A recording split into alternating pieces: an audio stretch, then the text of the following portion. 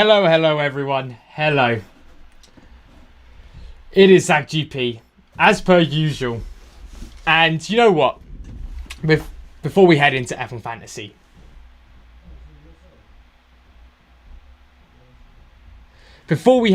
Fantasy, sorry about that. I need to mention, wow, what a result for the championship. Lando Norris now leads the championship by 1 point. Oscar Piastri trailing by 1 with 0 momentum right now. And Max Verstappen technically still closed the gap to the championship lead.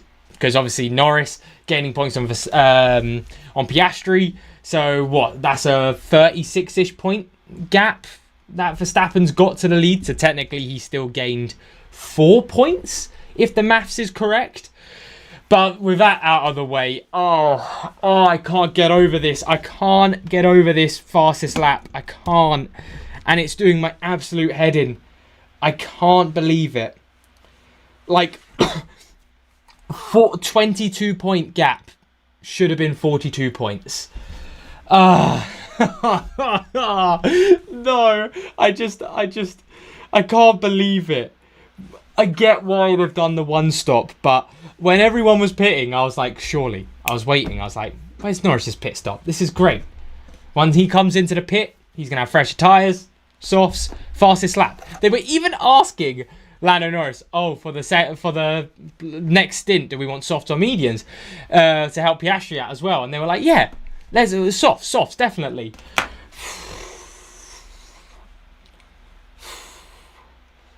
Like, it still made Norris the right call, don't get me wrong, but, like, I'm going to moan about it, aren't I? I'm going to moan about it, and it just comes to the fact of, yeah, none of these should be 10 points. I mean, Behrman definitely deserved Driver of the Day, and I'm salty I didn't bring him in, because I could have brought him in, but at the end of the day, I never would have. I always thought that it wasn't worth the extra transfer to go from a Sainz to a Behrman. There was nothing to suggest that Behrman was going to pull off like one of the best races of the season. Not one of, it was the best race of the season for him. Jay asked, wait, isn't Sainz getting a -10? No, so Sainz shouldn't get a -20. Not a -10, my bad. Shouldn't get a -20 because he DNF'd late enough in the race that it should be classified just as like 2-ish laps down. Yeah, like Lannister, Driver of the Day, I understand. Behrman, I'm fine with him getting Driver of the Day. But Norris should have got 46 points. He should have got 46 points. It's killing me. Because now, it's good. It is good. And it works in my favour. I'm still predicted 250 points. But I just want to bring up this team. Because basically all that's happened is if we go over to the elite data, the swing from having Bortoleto to Alonso is actually a bigger swing. What are we playing at?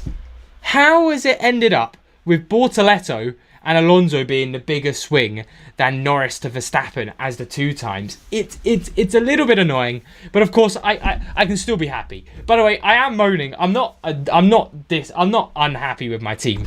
My team was good, and it should still help me rise. I mean, if we go over to the team selections, I don't know exactly what it's gonna be in the, because obviously it's all still projected points. But I should still jump up to around 1,600th in the world, 1,700th, and I'd be happy with that. It's still a move over to where we want to be in the not championship standings, like I'm actually racing in F1 Fantasy standings. But it could have been, if Lando Norris got that fastest lap, I would probably be sitting around 1,300th, 1,400th right now. Like, that is how close it is for everyone. This is crazy. Why are you streaming this? Why would I do it in the morning? You've got to do it right after the race. It's F1 Fantasy. Got to do it right now, right here.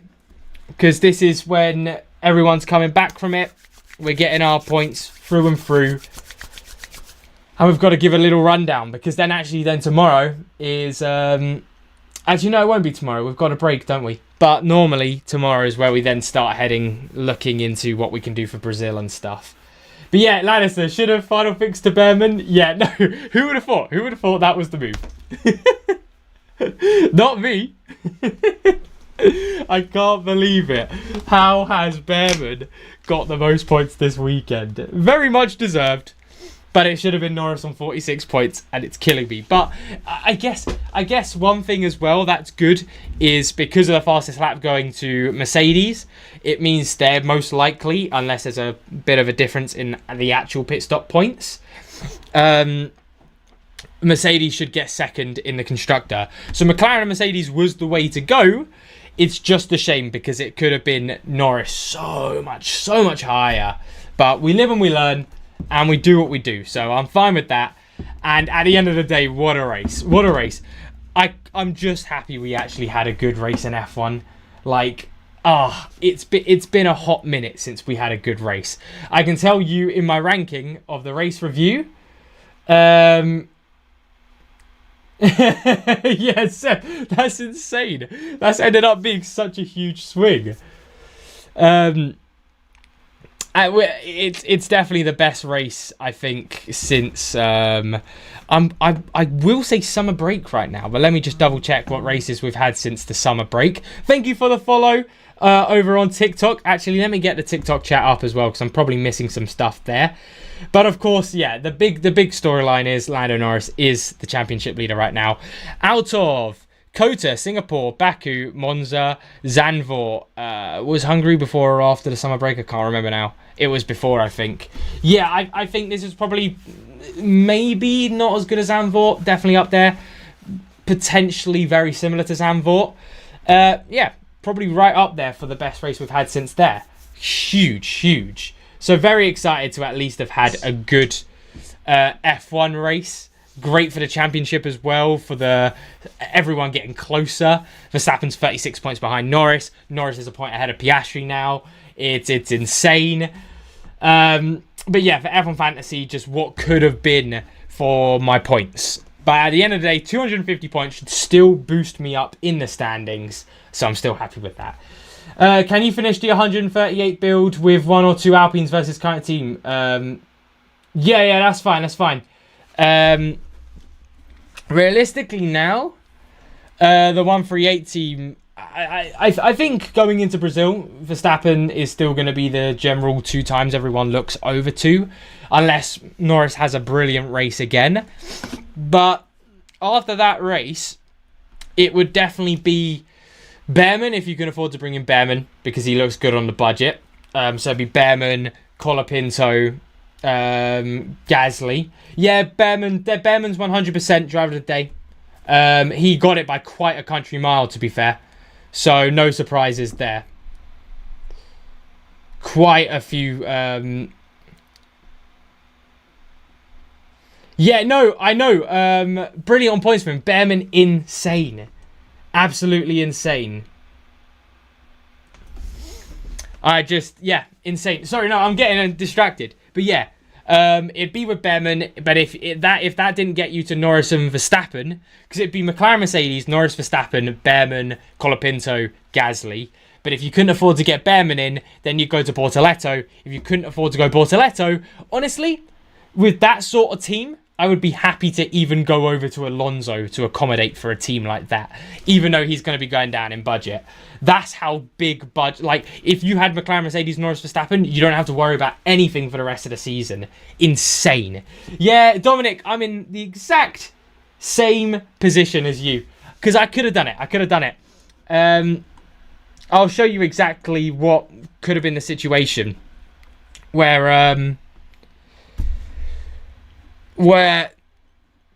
Norris, good, but I had the chance to move on from Alonso to Bortoletto, but again, like, bloody hell, you can't predict these stupid DNFs, and they give you a massive minus 20, but we live and we learn. Yeah, what bad luck. So, actually, let's go over that in a second. And Sainz, I did have the money to move Sainz on, but I thought Sainz with the 5th place grid penalty, he looked good in the practice results. He looked fine. And then he would have been fine. He actually would have got about 10-ish points this weekend until the DNFs, which completely screwed him over. But yeah, I want to talk about Sainz because Sainz doesn't matter too much at the end of the day. 77.7% of the top 500 in the Patreon had Sainz, so it's not a big issue. Same with Alonso. 50% of people had Alonso. It's not a big issue still, but it's just such a shame when these things hit you, and I think it hit a lot of people in this chat, a lot of people everywhere, and no, I didn't even see it actually. I'm just gonna adopt the team. McLaren. Hamilton was robbed. Yeah, actually, what does everyone think of the 10-second penalty? Because it's one of those things, isn't it? It's like, for doing what Hamilton did in the rulebook, it's a 10-second penalty. But when you look at it, was it harsh? Yes. Considering it was just a lot of hard fighting with Verstappen through that entire sector. So it is a shame for Hamilton, but it's the way the cookie crumbles, and it's just Ferrari doing Ferrari things, isn't it? Ferrari should have had a second and third this weekend, maybe a second and fourth if Verstappen was able to get Hamilton later in the race. But yeah, it is what it is.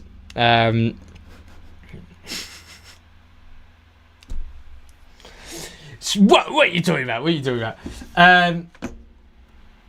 Right, yeah, sorry, wait. Imagine having Lawson, Alonso and Sainz in the same team. Yep, Diogo, that's probably what has happened to quite a few people. So let's say, because a team that could have had that would have been, like, someone could have come into this weekend. Bear in mind, this would have actually been a good, decent team. With McLaren, Mercedes, Red Bull, Piastri. No, it would have been Leclerc. Sorry, my bad.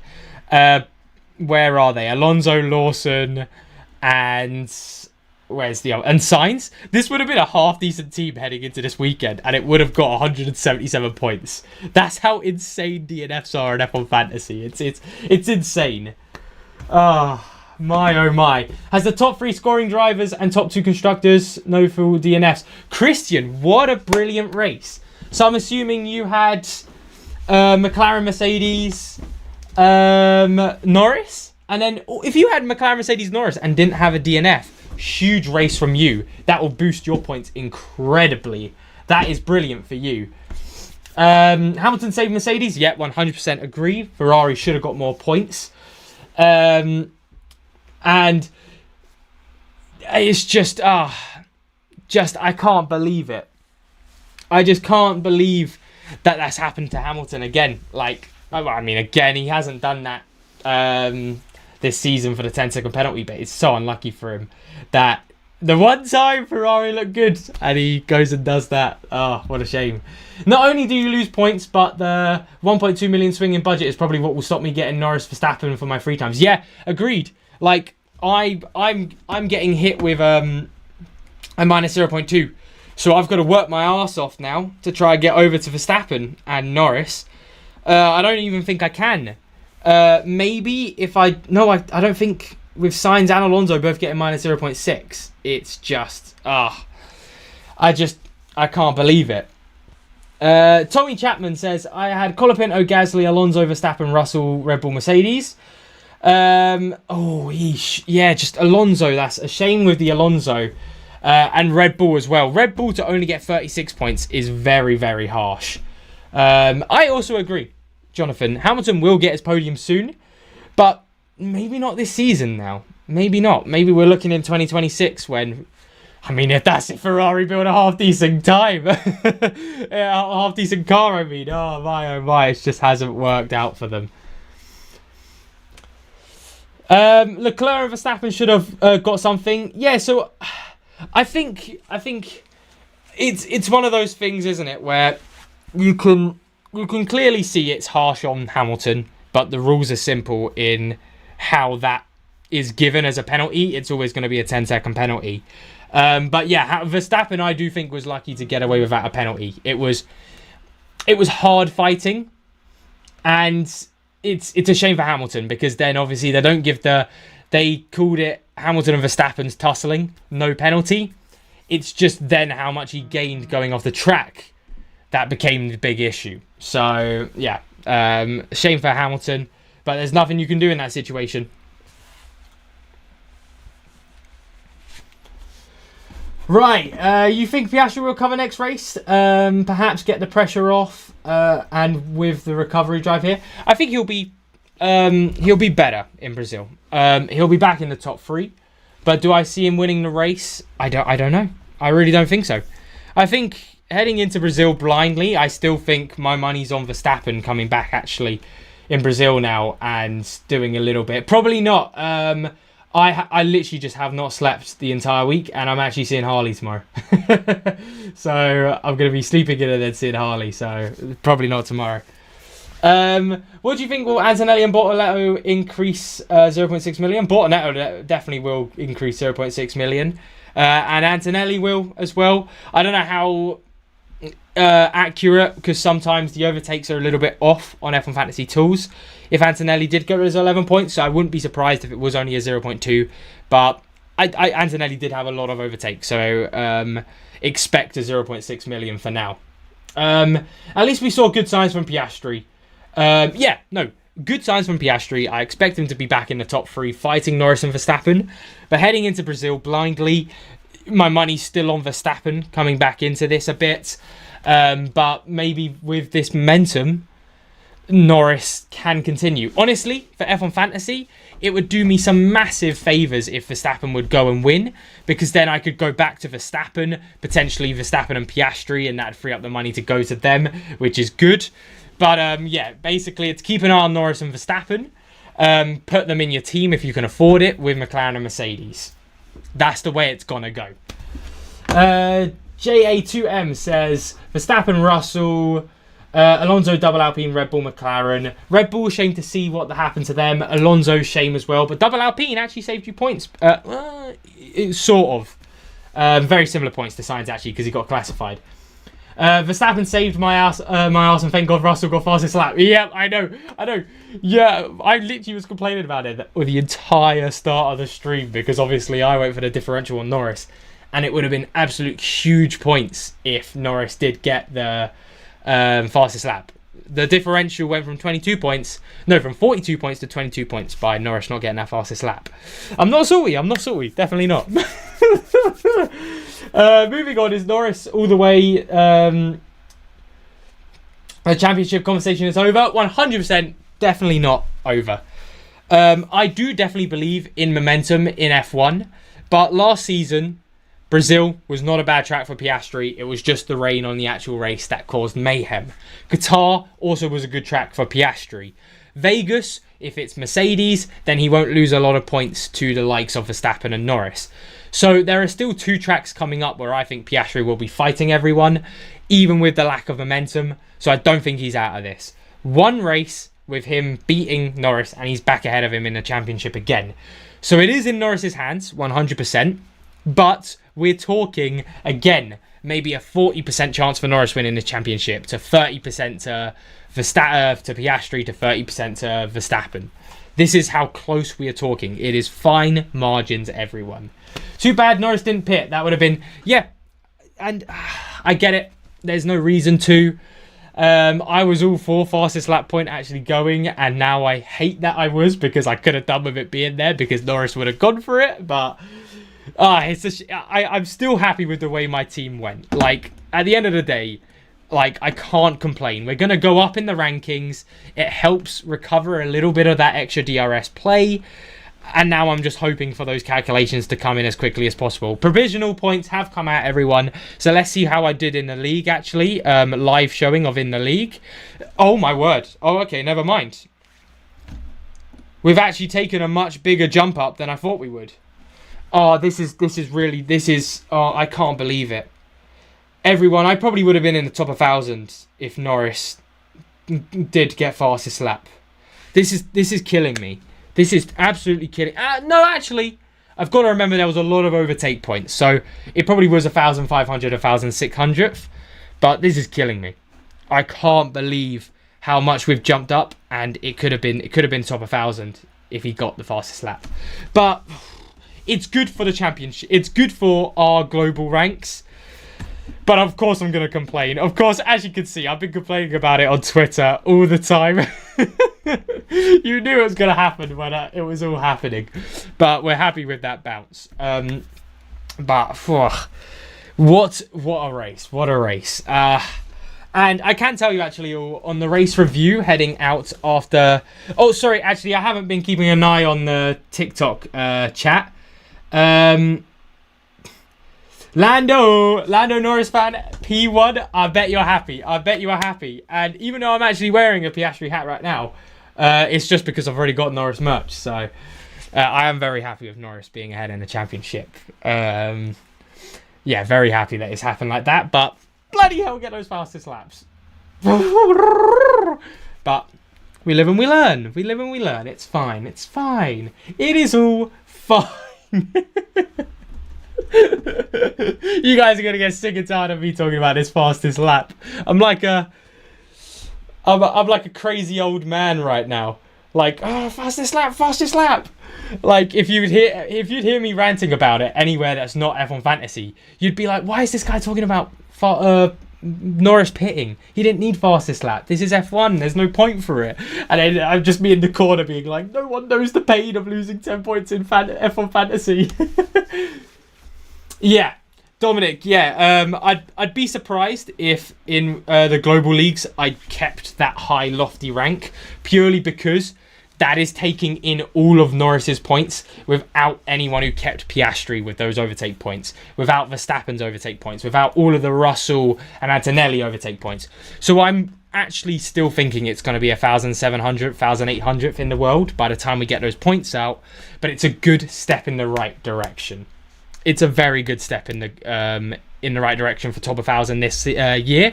And like we've all seen, this year is so crucial for me getting top 1,000. Last year, obviously, I got it 886th in Abu Dhabi, and it was good. But, you know, what some people could call me a one-season wonder if I only get it once. If I get it again back-to-back seasons, no one can take that away from me, and I'll be so happy with that result.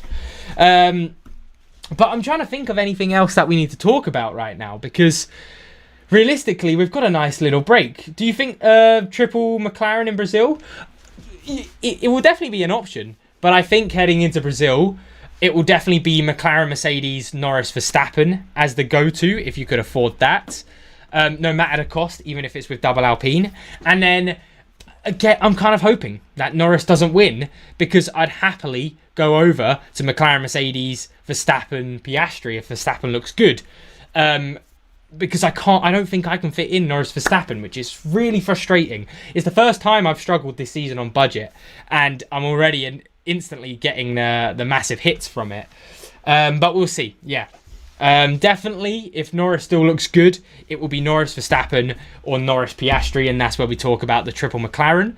I do think if McLaren look good and Norris still looks like the best 2x option, you'll see me going McLaren, Mercedes, Norris, Piastri, Colapinto, Gasly, Alonso, or McLaren, Mercedes, Norris, Piastri, Sainz, Colapinto, Gasly. So you'll probably see something like that coming out soon. But we'll see for Brazil. We've got a little bit to ponder on about it at least. Yeah, rude, but 134.3 is still a good budget to have. But yeah, we're suffering on anyone who's got like 137 plus now. How much Norris, Verstappen, McLaren need? So before the race, and I can tell you how much it will cost afterwards. So if we get rid of BAP, sorry, not Verstappen, BAP,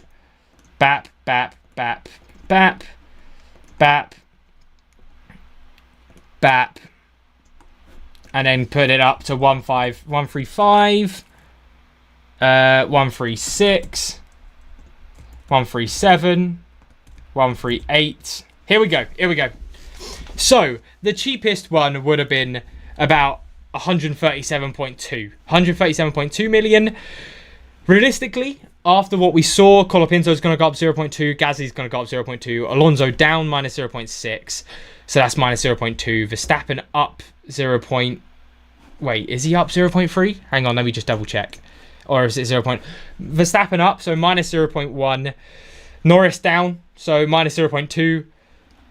the team's going to cost 137.6 million.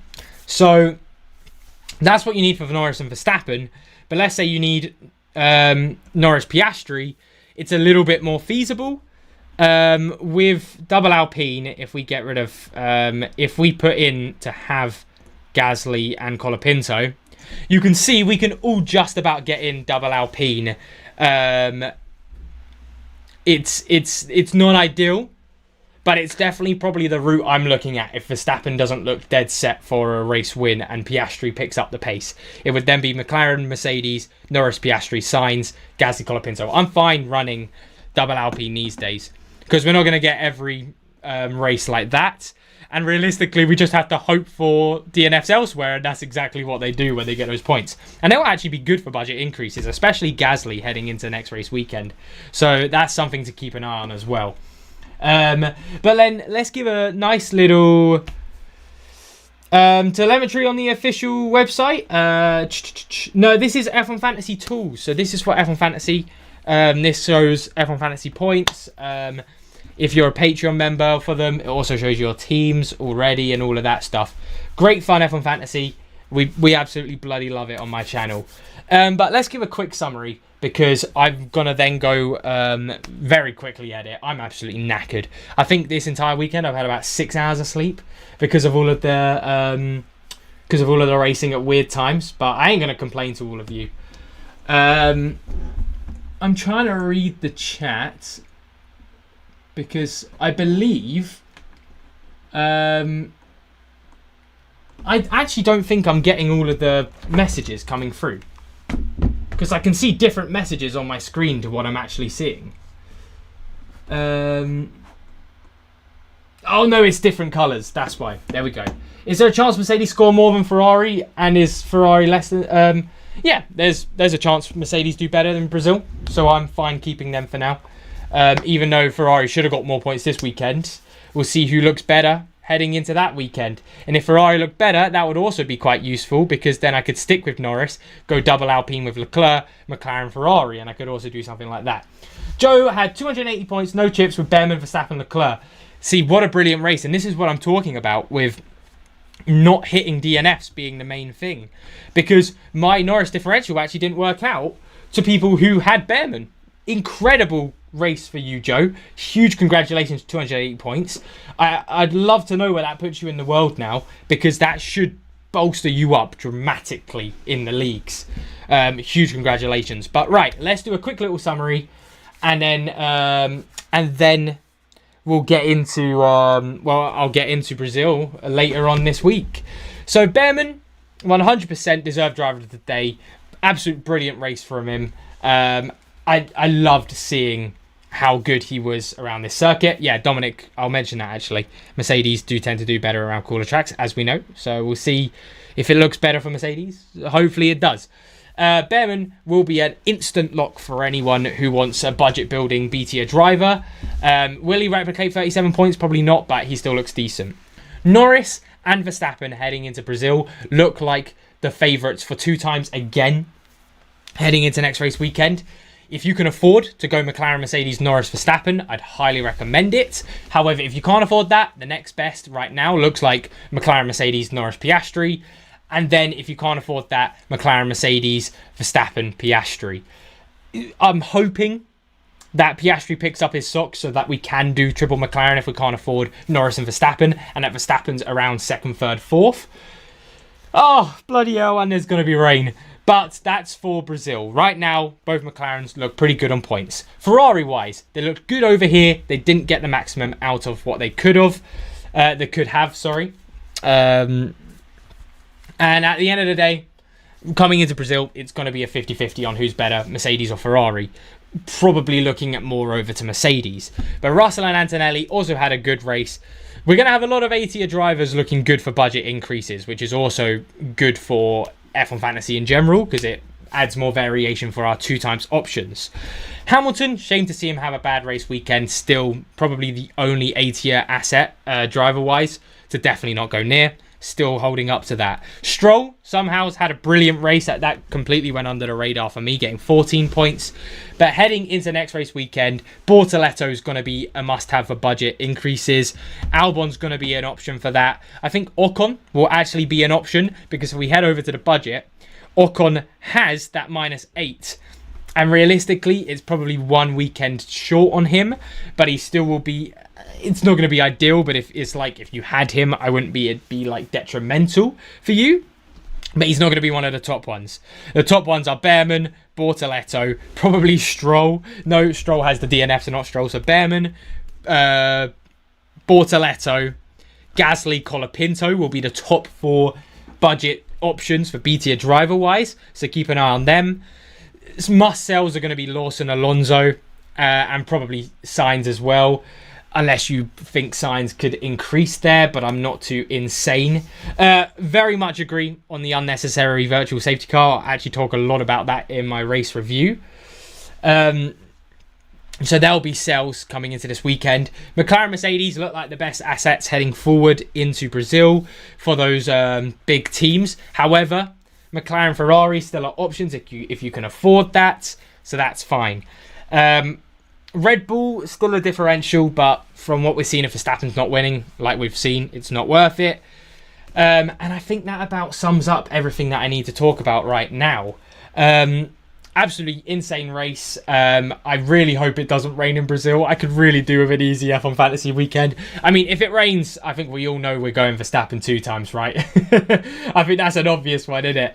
If it does rain, it's Verstappen 2 times with then whoever you can afford. Maybe a Norris if you can afford that, but if not, then it wouldn't even matter, because we've seen what he can do around that track. And then potentially it'd also be, because actually, let me avert your eyes quickly back to something like this. I just want to show what we saw last season from Max in a wet Brazil. 77 points. I think that's the most I've ever seen anyone score in F1 Fantasy. Absolutely incredible.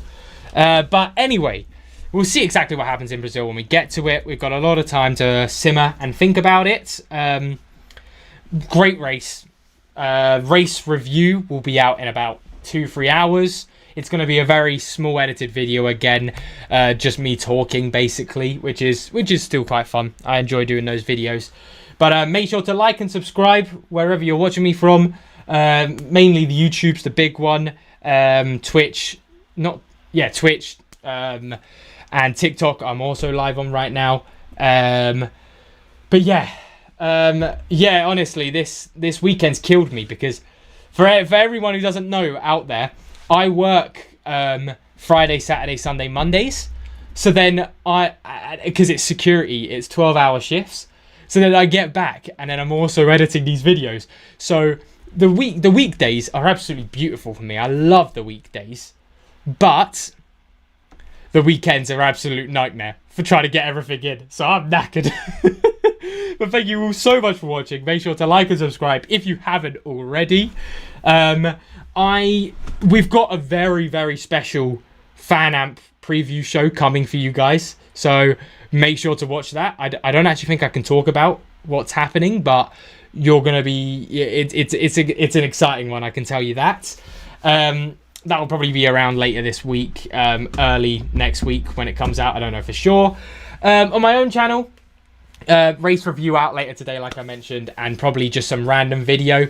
Maybe I'll talk about the championship. Maybe I'll talk about something else. I don't really know. I'll think about a video to make. But thank you all so much for watching. Enjoy the rest of your night, everyone. Enjoy the rest of your morning. If you're ahead of me, enjoy the rest of your day if you're behind me. And I'll see you